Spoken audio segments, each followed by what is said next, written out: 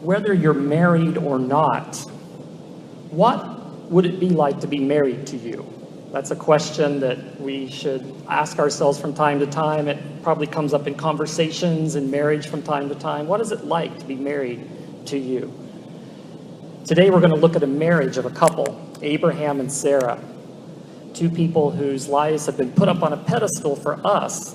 We're told that they were people of faith, and we're going to take a look at their faith and see how it is something we can resonate with as we go through lives ourselves. Abraham and Sarah were the father and mother of a new nation of people that God called out to be what we know as the Hebrew nation, the Jewish nation, the nation of Israel. Anyone that has Jewish blood in them can look back to them as being the parents of their race. And those of us who have been brought into a family with Jesus Christ have been brought into that family as well, spiritually. Even though we may not be Jewish on the outside, our hearts are connected to the Father God who called Abraham and Sarah to be the beginning of a nation of people who God would call his own. And we get to be a part of that as the church. And we look at Abraham and Sarah as our patriarch, as our matriarch of our faith. And today we're going to take a few snapshots of their life and take a look at their life and just see how they were people of faith and what that means for us as well. And we're going to try to look at it especially through the eyes of Sarah, the wife. And if you're a woman here today, maybe this will give you some encouragement in your walk with God as a woman, being a woman of faith. If you're a husband, if you're a man here, there's still things we can learn from Sarah and from Abraham himself as they walk through life together. In the course of the story, Abraham and Sarah's names got changed to what we know as Abraham and Sarah. Before that, it was Abram and it was Sarai.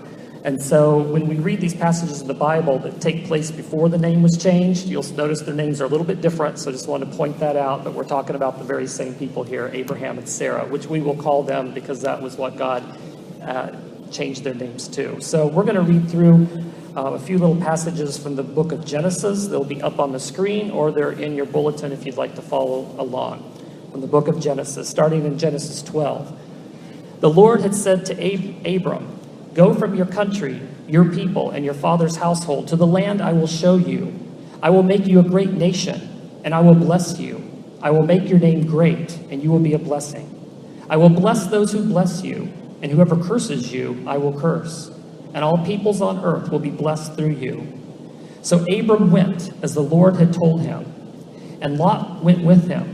That's his nephew. Abram was 75 years old when he set out from Haran. He took his wife Sarai, his nephew Lot, all the possessions they had accumulated, and the people they had acquired in Haran, and they set out for the land of Canaan, and they arrived there. Down to Genesis 16, it says, "Now Sarai, Abram's wife, had borne him no children, but she had an Egyptian slave named Hagar. So she said to Abram, 'The Lord has kept me from having children. Go, sleep with my slave. Perhaps I can build a family through her.' Abram agreed to what Sarai said. And so after Abram had been living in Canaan 10 years, Sarah, his wife, took her Egyptian slave Hagar and gave her to her husband to be his wife. He slept with Hagar, and she conceived." Skipping to Genesis 18. "Where is your wife Sarah?" they asked him, some guests that had come from the Lord. "There in the tent," he said. Then one of them said, "I will surely return to you about this time next year, and Sarah, your wife, will have a son." Now Sarah was listening at the entrance of the tent, which was behind him. Abraham and Sarah were already very old, and Sarah was past the age of childbearing. So Sarah laughed to herself as she thought, "After I am worn out and my Lord is old, will I now have this pleasure?" Then the Lord said to Abraham, "Why did Sarah laugh and say, 'Will I really have a child now that I am old?' Is anything too hard for the Lord? I will return to you at the appointed time next year, and Sarah will have a son." Sarah was afraid, so she lied and said, "I did not laugh." But he said, "Yes, you did laugh." Those are a few moments from the life of Abraham and Sarah. And just to kind of put it in narrative form here, Abraham and Sarah lived in a land called Ur. which is in modern-day Iraq. They were pagans. They did not know God at all. Their whole life, they did not know God until suddenly one night, God appeared to Abraham and said to him, I've got a special plan for your life. Abraham is 75 years old at the time, and his wife is 65 years old. This was not during the times when they lived 900 years, okay? They had normal lifespans at this time. But God told Abraham and Sarah, I want you to pick up and move. I got a new place for you to go to. Where it is, Abraham didn't know, but God said, I'll lead you there. I will take you there. Just trust me. But besides that, I am going to make you the father of a great nation, a father of many people. And this will happen. So here we have Abraham hearing this, and he and his wife have never had children. They're past the age when they would be able to have children. Sarah's womb had been barren for all of her life.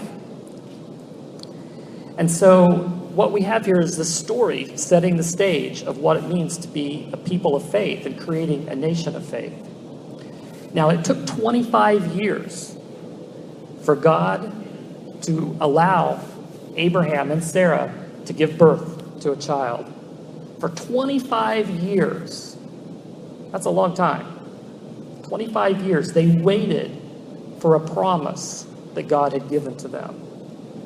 We get frustrated having to wait a few seconds just to get our TV on, to get our phone to work, for the signal to go through. We get very impatient in our modern world. We don't like stopping at the stoplights. We really get frustrated with waiting. But imagine having to wait 25 years for something that was promised to you. That's a long time for hopes to stay high. Imagine what it's like for Sarah. God didn't appear to her. God appeared to Abraham, her husband. And, you think about it. She's probably thinking, okay, where did this come from? First of all, it was a message from God, who she had no concept who this God was. But Abraham says, well, this God spoke to me and told me that this would happen, that we're supposed to get up and move. This was probably not part of her retirement plan.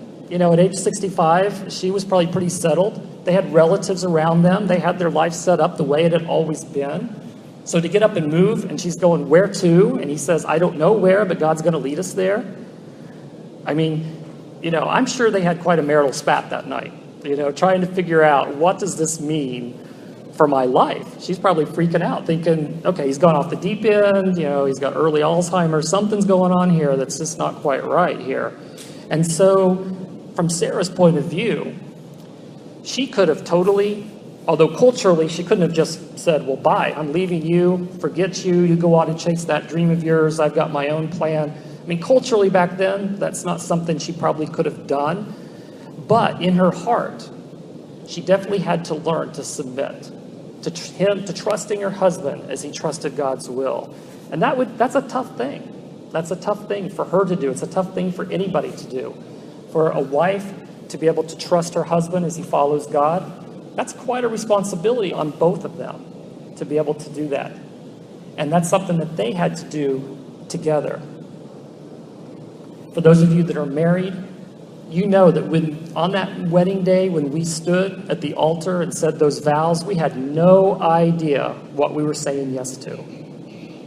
And as life goes on, and weeks and months and years and many years go by, we get to see, what does that mean that we made those vows to one another? It's a risk. And it's something that takes faith in being able to make a marriage be something that can be a strong thing for both the husband and the wife. Abraham and Sarah were not newlyweds at this time. They'd been together their whole life. And all of a sudden, God has a new plan for their life that means uprooting. It means making changes. It means believing in something that they thought was a dream that had died. Of course, they never had a chance to have a child. And there never was going to happen. And probably somewhere along the way, as many couples who are childless have to go through, they have to realize that God has not blessed the womb. And they have to come to grips with that. And Abraham and Sarah, at some point in their life, had to come to grips with that as well, that there would be no children. Abraham had a nephew, Lot, who was kind of the next heir and was with him. And so, of course, when Abraham said, well, we've got to leave, he took Lot with him. They needed somebody to help with all the herds and all the livestock that they had. They were very wealthy people. They had life going for them. And God says, get up and move. When Alina and I got married, one of the things that we both agreed on was we're going to be in Russia our whole lives. I was determined that this was my life path and I'm going to be serving God here. I really had a long-term vision for what my life was going to be. And Alina didn't marry an American because she wanted to leave Russia, but she was glad that I wanted to stay. And that was one of the things that attracted me to her, or attracted her to me. And we were united on that we were going to stay in Russia and serve God, and we had it all planned out. But a few years into our marriage, and we kind of felt like God was changing something in our lives. We weren't sure what it was, but we were praying about it and saying, God, show us what steps they are. The idea of leaving Russia wasn't even on the radar. But as I began to pray, I felt like God was saying to me, Brent, your job is done here. Which was hard because I was on top. Things were going great. It was fruitful. It was successful. Everything was going better. I loved my life more than ever. And why is God telling me I need to leave? And I felt like God was confirming that in my heart. But I was scared to say something to my wife about it because I thought, oh man, if I tell her that I think God's leading us away from here, she's going to be pretty upset because she didn't sign up for this. But when I did tell her this is what I was thinking, she said, well, as I've been praying, I felt like that's what God was telling me too.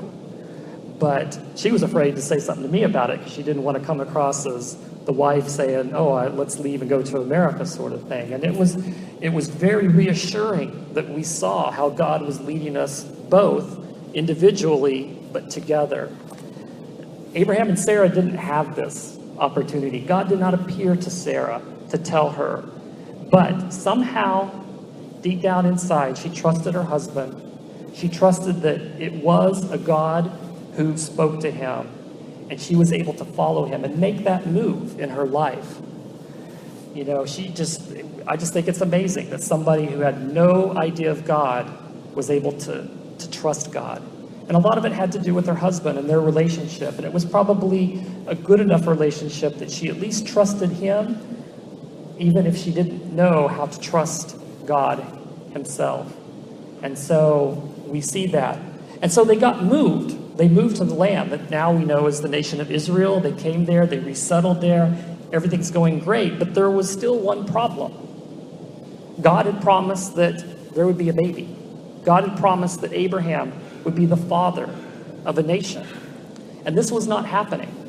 First of all, biologically, it couldn't happen. And even if God was going to supernaturally make it happen, God was holding back and not fulfilling that promise in a timely manner, at least from their point of view. If God wanted to start a nation, why did he do it with a couple who had no children and where the wife was barren and they were beyond childbearing years? Like, why would God do that? Is God foolish? Was he mistaken? Was he just out of touch with reality? Sometimes it's interesting how God works. Over and over again through the lives of people that we read about in the Bible and even our own lives, God uses our greatest weakness to show his greatest strength. I say that again. God uses our greatest weaknesses to show his greatest strength. One of the beautiful plans of God is that he takes what are our liabilities. He takes our weaknesses. He takes our lack and he turns it into a gain. He turns it into his strength. He shows his glory in even greater ways than he would that if he just used our strengths. And maybe you can think about how God has taken your greatest liabilities and turned it into something good. And if he hasn't done that yet, Pray about that. Say, God, I want you to get the glory through my greatest weaknesses. Start praying that God would do something in that. Maybe he's not going to make you strong in that area, but God is going to show that he's strong despite those weaknesses that we have. That is great faith, to be able to say, God can use me, even though.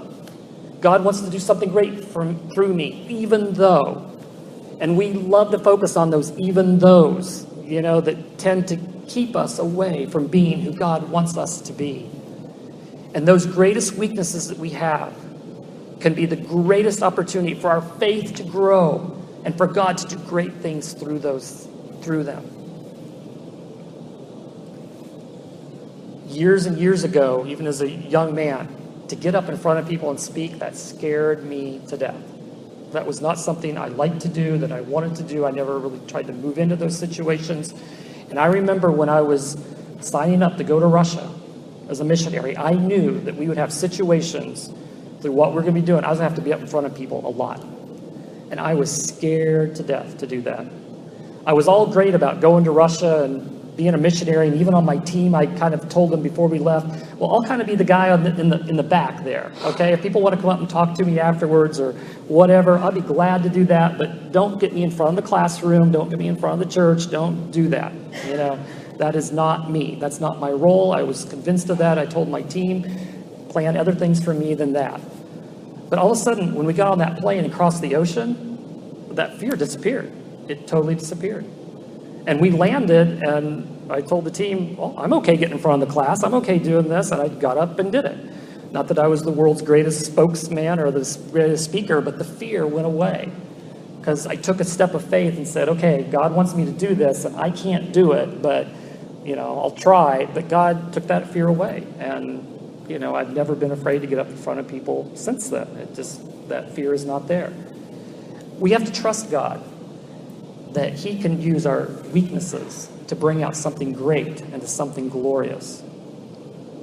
But Abraham and Sarah waited years and years and years, thinking, okay, God said this. He said this is going to happen. He didn't say how it was going to happen, but he just said it's going to happen. He just said, Abraham, you're going to be the father of many nations. Great group of people. So as time ticked away, Sarah decided, well, God said it. It hasn't happened in my womb, so I'll take a practice that the pagan people have.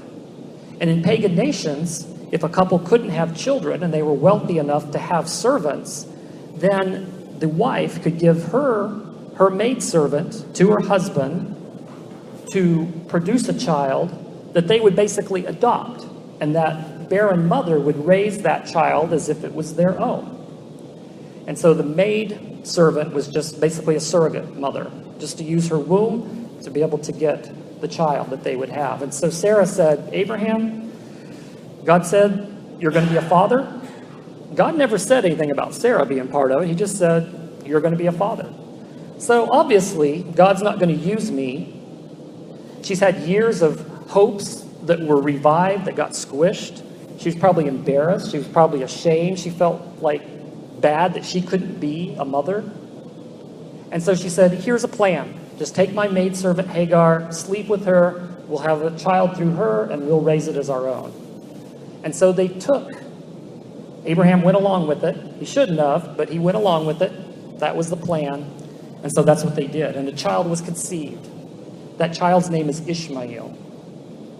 He was not the promised child that God said that they were going to have. And ever since then, that mistake has had dire consequences on our planet. People in the Muslim world, in Islam, they go back to looking at, oh, Ishmael was the promised child. And Ishmael's descendants, which are the Arab people, they are the blessed people of God. We have God's hand on us. God's making us a great nation. And all the tension we've had for centuries and centuries and thousands of years now between the Arab world and especially the Jewish world and anybody who supports the Jewish world, that tension is still going on because of what happened right here in Genesis. that tension is still going on. And the Muslim people feel like their father, Ishmael, was the chosen promised son.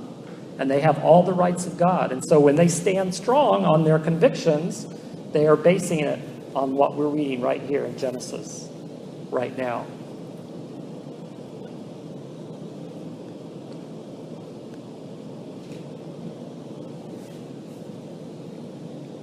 Where was Abraham? Why wasn't he standing up and saying, well, no, I don't think this is God's plan?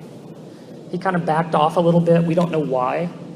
We know they made a mistake that had dire consequences. We know that even living in their family, that the relationships in the family did not go well with this adopted son into their family. It was not going well. And finally, Sarah said, I want this son out of here. I want this maidservant out of here. I don't want them a part of my life anymore. And that's a whole other story. But it had dire consequences even for them right there. Sometimes we look at our lives and we say, well, there's been a moment in my life, or there's been even a long time in my life when I've lacked faith. I haven't followed God's promise that I knew way back when, and I've gone my own way. Even though Sarah and Abraham made a mistake here, God didn't abandon them as being part of his plan.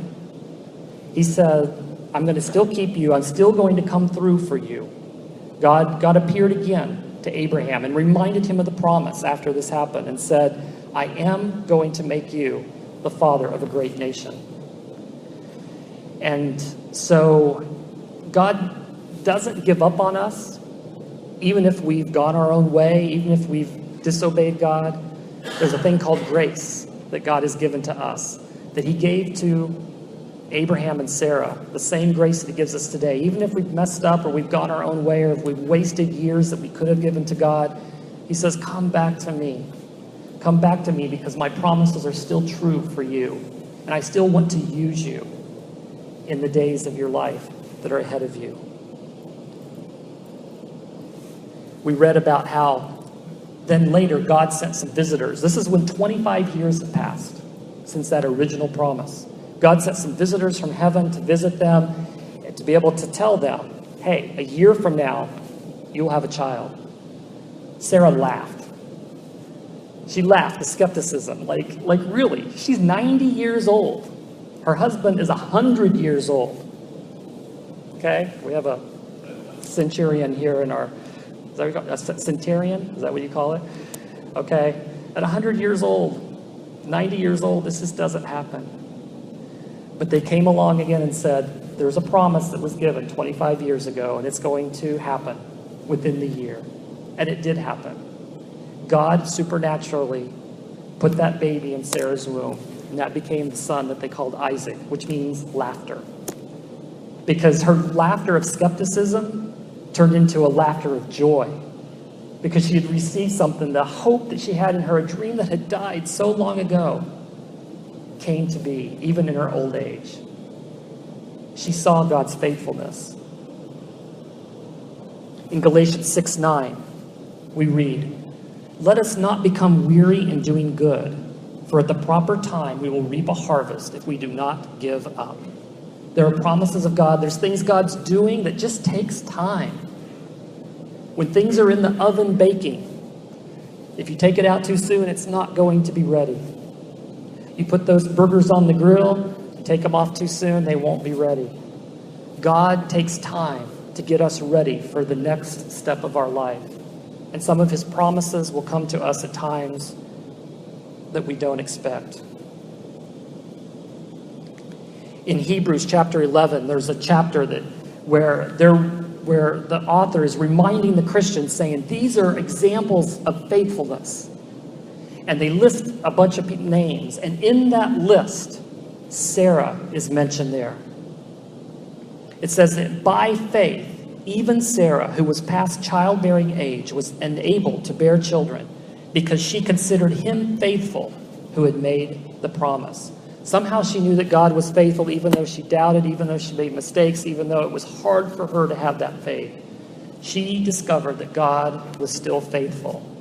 And that's the God that we have. In 2 Timothy 2:13, Paul reminds us, saying, if we are faithless, he remains faithful. Even if we go through a time when our faith is weak or we just blow it, God doesn't change. His faithfulness to us is still there, and he gives us that faith to be able to trust him, whatever it is that we're going through in our lives at the time. I hope that as we continue on talking about Abraham and Sarah, we'll be referring to these stories in the next 3 weeks, but as we think about them being people of faith, may it encourage us to be faithful where we are at in our life as well.